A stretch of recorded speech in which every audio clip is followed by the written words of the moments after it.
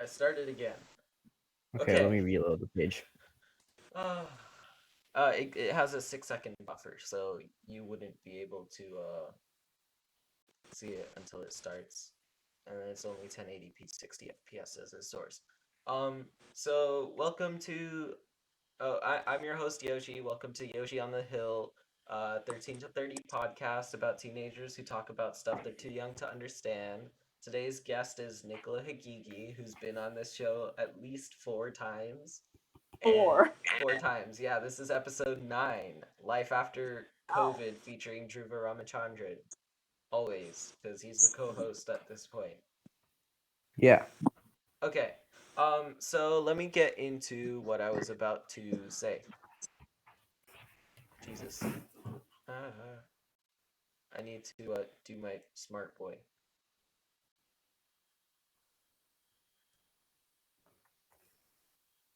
I am smart.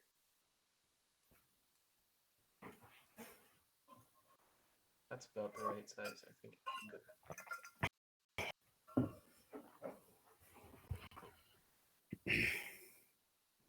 All right, yeah. So you guys can see that somewhat in a way. And let's get into this. So, March 20th, China announced that the province where coronavirus came from, called Hubei, has no domestic transmissions. This was a long time ago, like 5 6 months ago. They More than announced that, this. yeah. It was very interesting. Um, and so as an American, where this New York Times article is suggesting that we have um, the fastest growing rate of cases than any other country that they've observed or has released um, their what's it called, their actual numbers. We have the fastest growing number of cases, and as an American, I'm scared because we might be quarantined for an indefinite amount of time as this virus may continue to mutate or adapt to whatever we throw at it, if you understand what I mean. So, because of That's this, depressing. yeah, because of this, the daily lifestyles of Americans are shifting to an even more technological platform to keep society moving forward through like physical distancing, right? In the immediate, the outlook can appear like really bleak, very drab, but perhaps an unintended positive outcome it would happen in the world following the quarantine. Do you guys agree? Yeah. And I think So, yeah. I think there is a lot of hope because here's the thing. Humans somehow made it through the plague. Sure, it might have killed half of the world, but I don't talk about. But the point is, with minimal technology and minimal knowledge, they somehow got done with that within like 3 4 years. Sure, the bubonic plague still technically exists today, but with modern medicine, it's very treatable, and it doesn't really have as high of a rate of transmission as it did, say, 400 years ago. So that's pretty interesting. I Yeah, think there is I hope. think that's a big win in my opinion. And like Yoshi said, it's not a surprise that Americans are getting the highest rates and the fastest rates. I'm like, it's the other countries, they're having it in control. Like Japan and China. I heard that they went on full lockdown completely. Like no one was allowed to go outside for a few months, and it solved everything. And Americans were just careless, you know. Mhm. Like we're just going out and hanging out with friends. Yeah, no, no, no. I agree with that. That's like one of the leading factors why Japan has almost zero cases at this point. They recognized the issue and they moved to try and fix it as soon as possible. If you know what I mean. Um, Mhm. God, you guys keep blacking out for some reason. I need to move this over here. All right. So moving on from that. Um, God. I have something to say about that actually. Uh, you know, one of the things though is with the lockdown, we've had the most job loss since the Great Depression. Actually, technically even more. We're just not feeling it yet because so many more people have jobs that can work from home. But there's a lot of job loss. The economy is going down, down, down. And I think, as Joe Biden actually said in one of the debates, you got to learn how to walk and chew gum at the same time, right?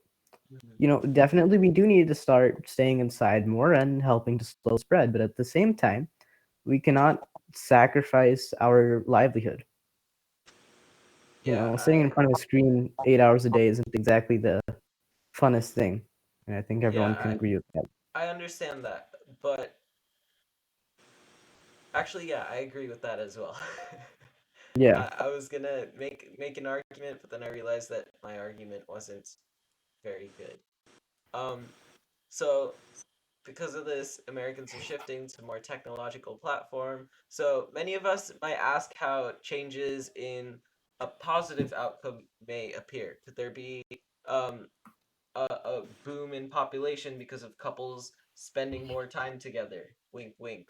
Or could there only be more spending time together with your family because you're working from home?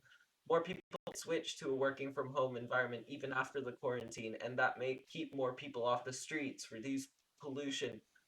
Maybe we even restore our ecosystem to the way it was before we started destroying the planet, if you know what I I mean. think it's a bit too late for that, I think honestly. so, yeah. Have you heard of the clock in New York? Yep, There's 7 years. yeah, it's no, I thought it That's was really 17 years and 16. 17. I thought it was 7. Oh, seven? Oh, Let me okay. check. It's 7 years One before second. we cause irreversible effects to our environment and will not be able to set it back to the way it was. And at that point, we're basically doomed.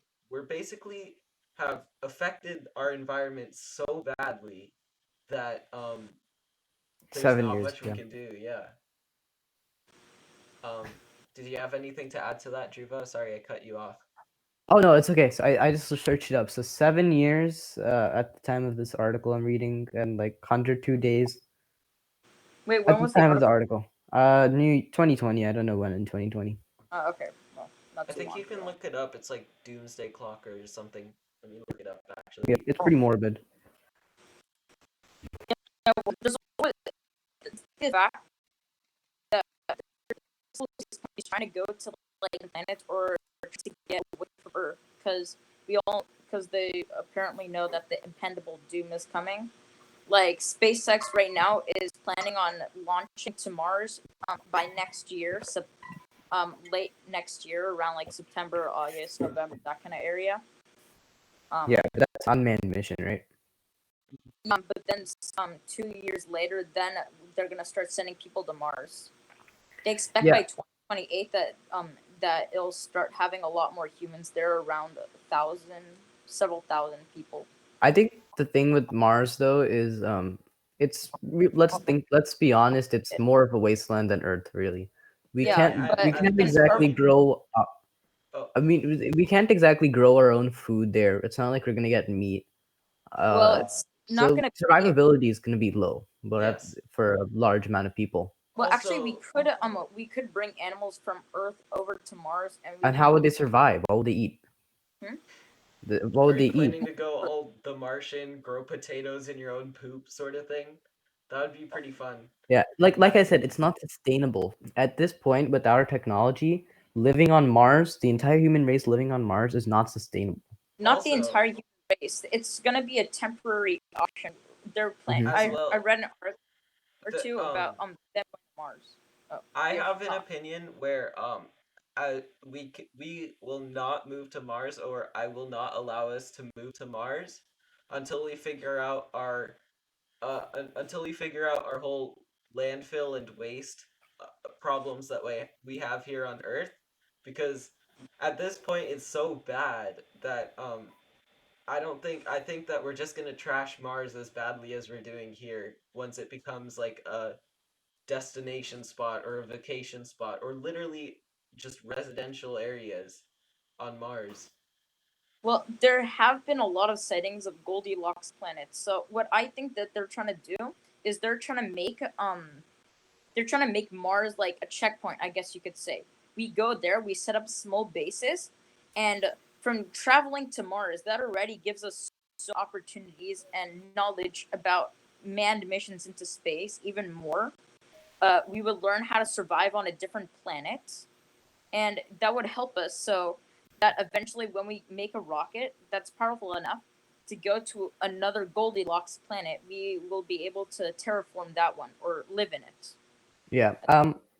I mean, yes and no, because here's the thing. So I don't know when we talked about this. Actually, last week. So let me search this up. What is the closest Goldilocks planet? Isn't Goldilocks like zone the planet. closest I think it's star several. in general to Earth 70 billion years in this time that it would take Yeah, a regular space shuttle to make it there? exactly. That's the problem. And our space shuttle program's dead. I think they discontinued it at some point. I don't think we're going anywhere anytime soon, in my I mean, opinion. like maybe Because sort of. okay, Alpha the Centauri closest I exoplanet. actually saw Proxima Centauri B. Yeah. Okay, yeah, is an exoplanet orbiting in the habitable zone of red dwarf Proxima Centauri, which is also started blah blah blah. Okay, how far away is it though? That's what I want. I don't Um. care what it is. Let's find out. Wait. I. It should be several light years. 4.2 light years, actually. There. A lot See. closer than I thought. So, okay, what that means is if, let's say, by some incredible luck, well, actually, it's impossible, but okay, even if we were moving, what is actual light speed in miles per hour? A lot, I'm assuming. It's a lot. It's like some million. No, not Million mile. something. Million miles in a second or something like that. 1 mile per hour. Okay, that's 1 second. Light speed in miles per hour. 6.706 E plus 8, which is fast. Yeah, So, I okay, would. right now, I would assume we're moving at around 1% of that.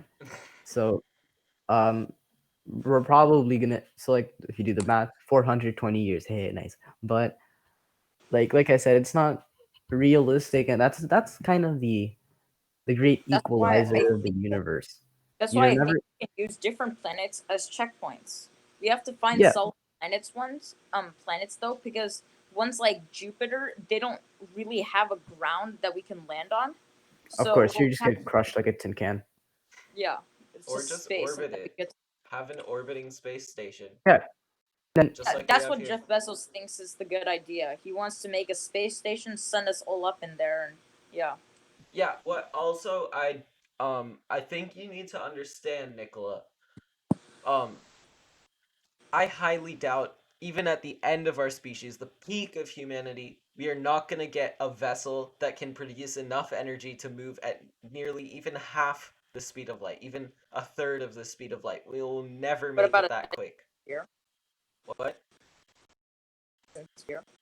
It's basically like it's basically like this technology to harness the power of the sun. It's not solar panels, but like well, it is basically solar panels. But It's solar basically, panels that orbit the sun, I know. yeah, Oh, that Nilla's could joining. provide proficient energy, and we could honestly do it. Alright, yay. Nilla, if you could I also mean, just okay, open up the stream on your on another tab so that I get views. Thank you very much. You can mute it if you want. I just I need the views. Otherwise, I never get on the front page. I'll never get on the front page. I highly doubt it. Streaming once a week. But yeah. um so Nilai, let me recap you on what we were doing. Or oh wow, Oh there's a yeah, what was the life actual after topic? That was the COVID actual back to topic. I Mars. didn't mind. Oh, he left. Oh, he left. Okay. Okay, Oh, anyways, thank back to God. COVID. Life after COVID. So I read a couple articles. They said that the lockdown will end actually relatively soon, like a couple months to maybe a year at the very, very max.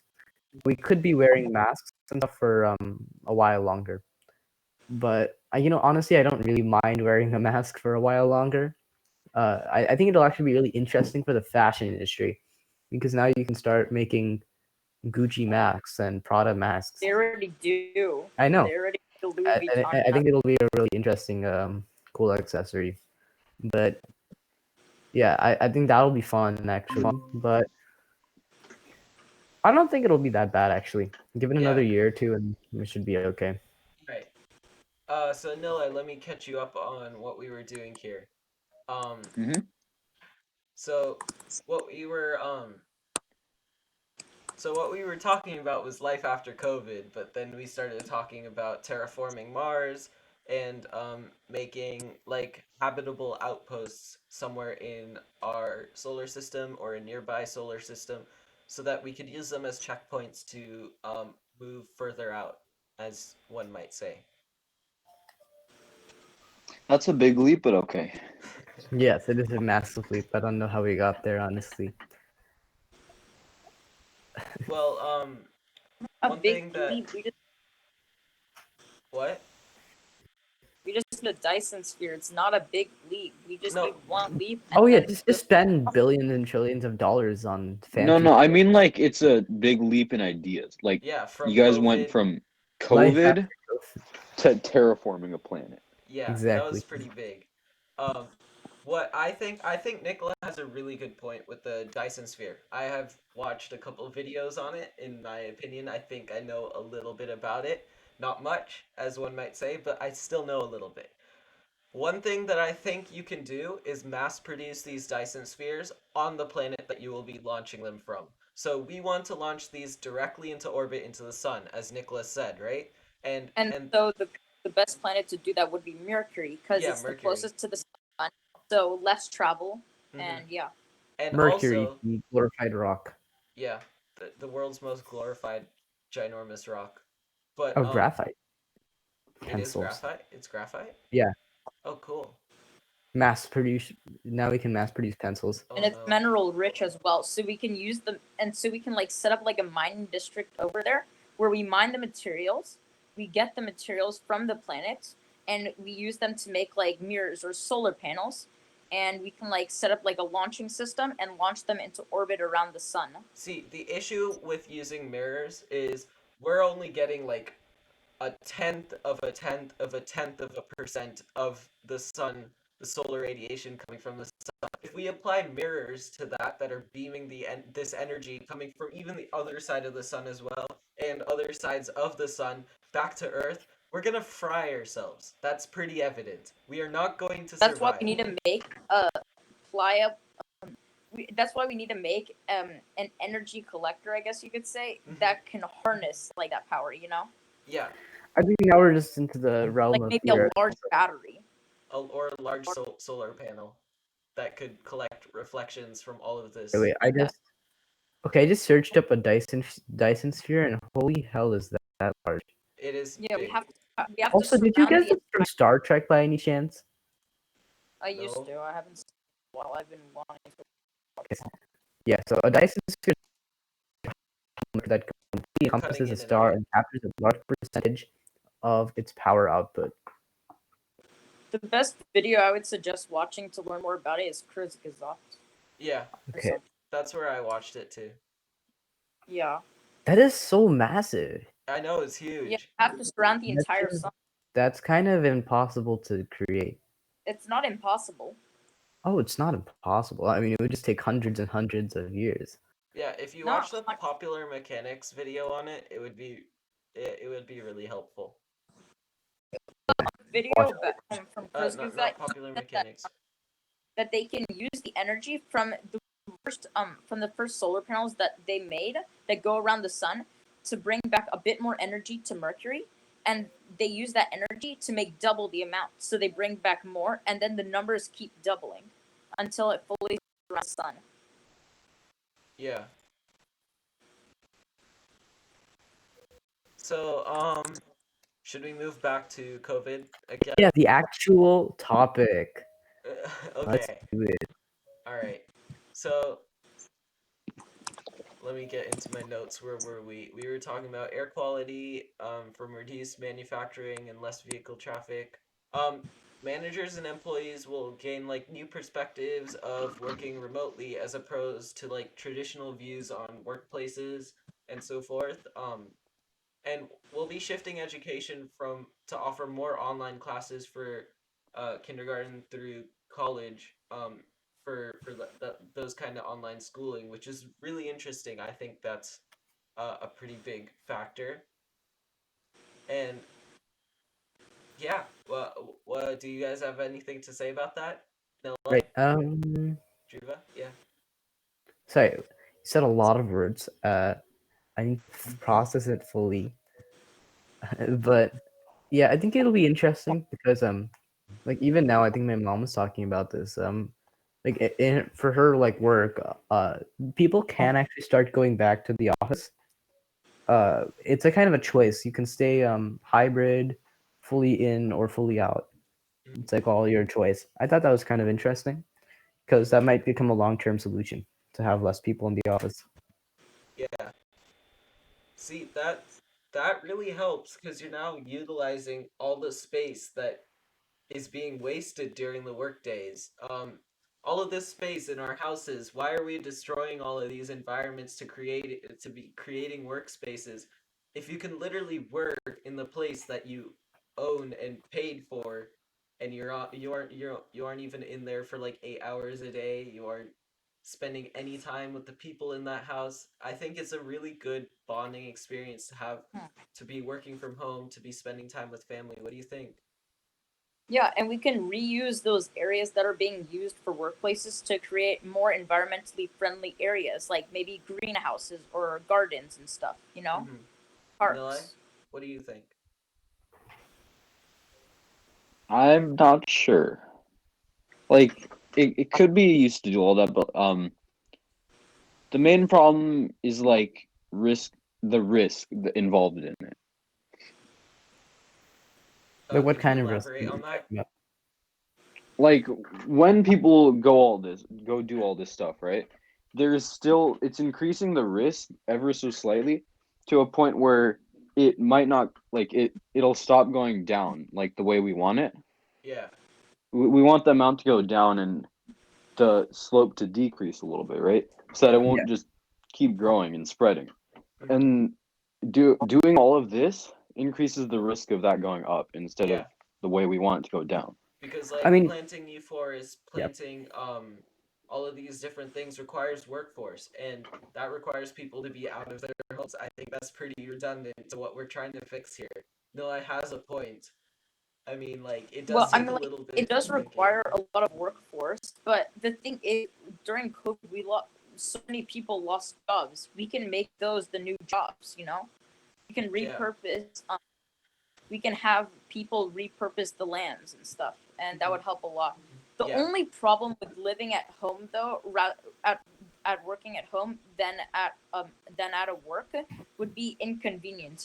Because like there's a lot of noise going on in your house if you have a family, and then like you must have to like make your own space to do your work in.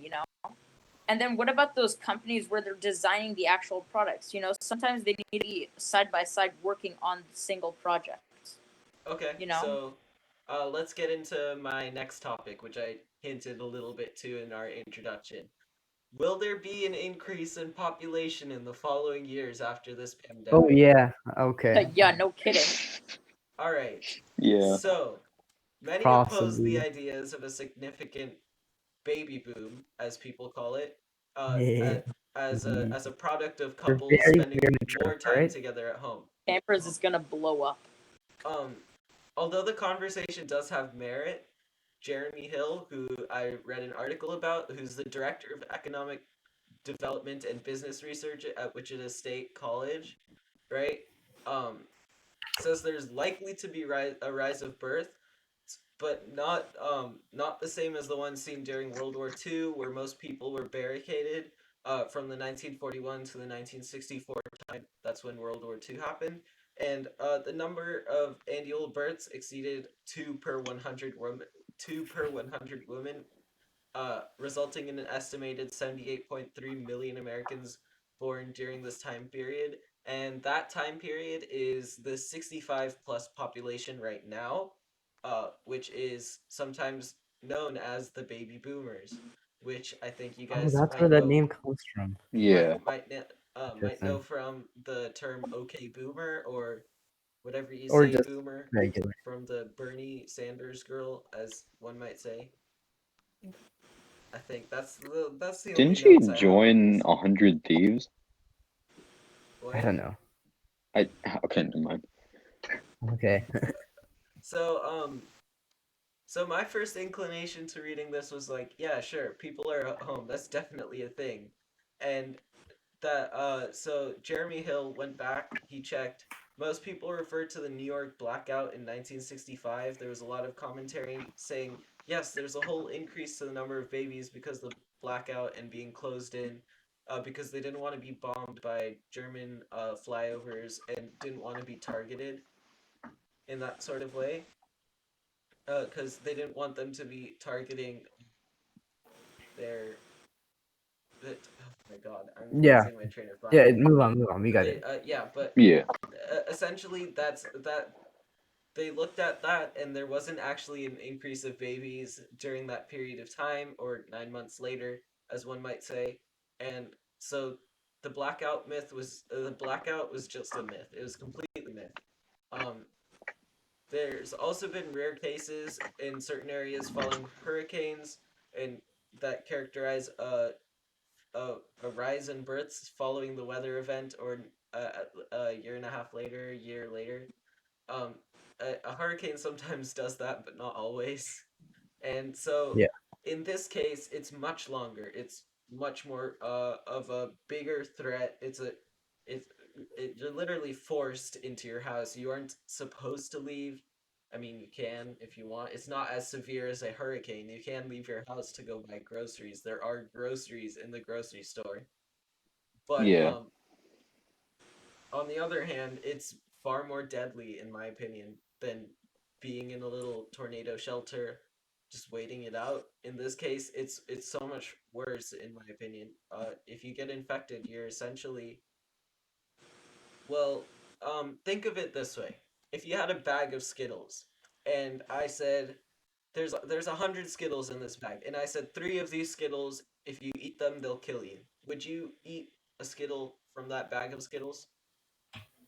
probably not. Yeah, Not worth the risk. exactly. Yeah. That's the exact same thing here with COVID-19 with a death rate of about 3%. It might not seem that big when you say it that way, but when I put it in the Skittles metaphor, I think it's a little more powerful. Don't you think? Yeah, absolutely. Um, so in that case, I think that concludes our podcast. As All right. all right, does anyone have any closing thoughts or any sort of ideas they'd like to Honestly, convey? I cannot wait until till the lockdown is lifted, whether that be next year or the year after, or just when I'm like 70. Uh, yeah, I feel like it's gonna be very. I wouldn't be surprised if there's like a holiday or something after it. National Coming Out Day, but not in that way. That Hmm. doesn't make sense. Yeah. On that day, I'm probably gonna just go raid like Starbucks or something and just drink like 5 large lattes. I don't think there's any gonna be any sort of day where they're gonna be like, "Hey, you don't have to quarantine anymore." They're gonna be more like, it's gonna Yeah, it'll be fizzle a out. smooth. It's gonna be Yeah, very it'll be a smooth. smooth little change. It won't Yeah, be a drastic one. like maybe one state the schools will start opening and they'll realize, oh, there's not really a very big rise in cases, or there wasn't even a rise in cases after a couple weeks of opening these schools, so I think it's fine. And then Mhm. other schools in other states will start following suit, and maybe it'll go wrong, maybe it'll go right. I think that's just up to us to decide. Well, we'll Hmm. have to wait and see. Mm-hmm. Nicola, Nilai, any closing comments?